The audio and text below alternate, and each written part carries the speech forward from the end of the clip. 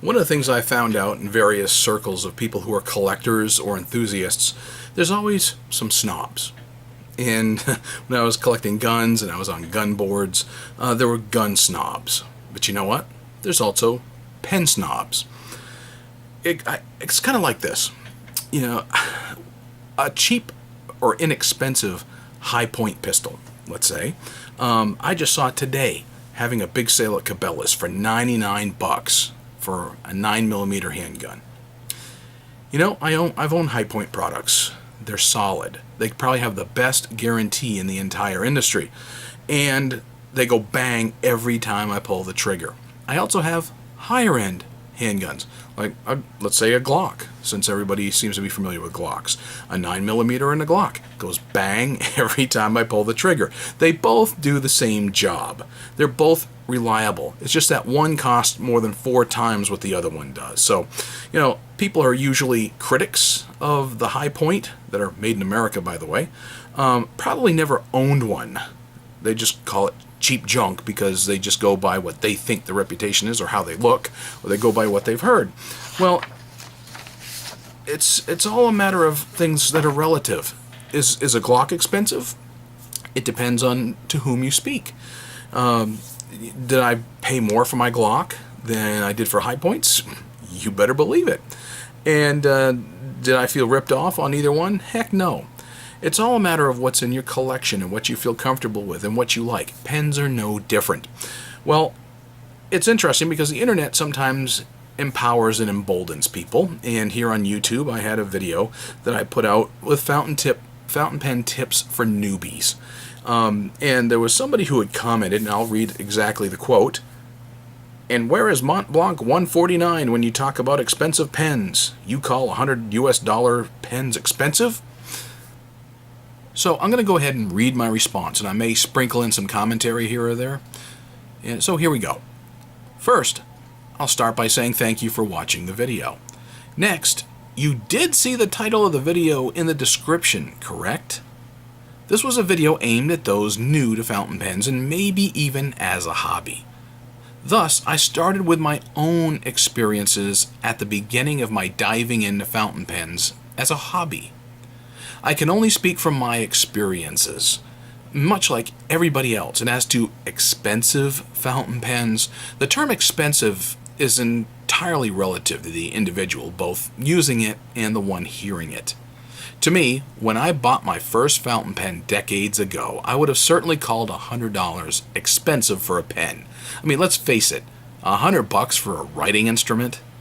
Ballpoint pens are cheaper at the Dollar Tree and will do the same job for pennies. A Jinhao can cost $1 or $2 and will write as well as some pens in my collection that cost many times that. That's true. I know people who collect inexpensive pens and are quite happy with them. I know others that collect upper-end pens that cost an entire paycheck. I own Mont Blanc in my collection. I personally like the 149, but I know people who are seasoned collectors and own far more pens than I do that don't care for them. I have my desire set on a few pens that are comparable in price, or even a lot more than the Meisterstück 149. However, I would never whip out a Mont Blanc 149 and point to it for someone who's just getting into the idea of owning a fountain pen. That would be counterproductive, and it would be discouraging, and not to mention foolish to recommend one to a beginner. So why even think about putting one in a video aimed at a beginner? And when looking at $100 pens, I do consider that as expensive, considering that my HVAC contractor just gave me 2 of them for free. And they were well-writing ballpoints with their company logo on them, and I got that just a couple days ago. But I prefer fountain pens. So those have been set aside. $100 can pay a household bill, buy groceries for my family, pay for school lunches, put gasoline in the family car, and even while I'm making a decent living. I still own pens that cost a lot more than that, since this is my hobby. David from Fig Boot on Pens does great reviews on pens, and he's had 4 main categories of pens based on price range. Pens that are under $50, between $50 and $100, $100 to $250, and over $250. The Mont Blanc 149 almost missed his top 10 pen list, in his opinion. I was not aiming at that end of the list. I was aiming at where most people begin, in the under $50 price range, and then hitting with some next level pens after beginners want to move up some. So hopefully this answers your questions. So there are pen snobs everywhere. And yes, I have pens that cost more than $100 in my collection. I have some pens that fit in some of those other categories I just mentioned that David on Figboot does. The whole point of that video was for newbies. I just recommended that you start small, find out if it's something you're even going to like. Fountain pens aren't for everybody. I mean, I gave a cheap $1.12 fountain pen to somebody, and it wrote really, really well, surprisingly, and I put in some really good ink, and it does great, and she likes it better than the more expensive pen that she had bought, and she kind of got interested in the hobby, or at least in using them. Hadn't really used them since she was in school because she knew that I was into them and saw some of my posts. And I've been able to give away numerous pens here lately. I'll talk about more of that later. But expensive pens, yes, fountain pens can be as expensive or inexpensive as you want. It's all about being personal with it. Find pens that you can afford, that you like. What's the best pen? One that you're going to use, one that you're willing to write with. That's the best pen. If it happens to be a cheap Jinhao, and I've got some Jinhaos, by the way, because I said there's pen snobs out there who are on these message boards on Facebook. Can we stop talking about these cheap Chinese pens? You know, actually, I've got some Jinhaos that write really, really well. I've got some that write really, really bad. I've got other $15 Chinese pens that write really, really well. I've got some American-made pens that are scratchy and like writing with a needle.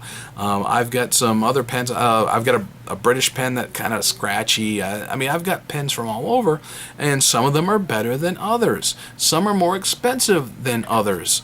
You know, granted, my two favorite pens in my collection right now also happen to be two of my pricier pens that are in my collection. That just happened to be the way this one worked out. But nonetheless, you know, there are people who only buy fairly inexpensive pens because that's all they can afford. And they even put videos up on YouTube constantly as reviews. But that's okay. There's nothing wrong with that. And they can give advice to newbies just getting into the whole fountain pen thing. Bottom line, you know, expensive is all relative. There are pens out there that I've got my sights set on. I mean, I saw one $3,500 on eBay at a recent pen show. Somebody had it for a little over $2,000. Yeah, that's one of my Grail pens. I've got a list of Grail pens that I want, and some of them are, you know, $500, $600 up to $1,000. Yeah, that's pretty expensive. I would consider that for a pen. I would even consider $100 for a pen because it's all relative. I paid $40 for my first really good pen, and $100 compared to $40, especially when I was dirt poor, making a lot less money than I am now. Yes, I would have considered that expensive. When someone just gets into the hobby or is just picking up their first pens and they see $2 Jinhao pens or cheap Chinese pens on eBay, yes, $100 is expensive. So don't let anybody bully you and don't let anybody intimidate you when it comes to the pens that you want. The best pen is the one that you'll be able to afford and that you'll use.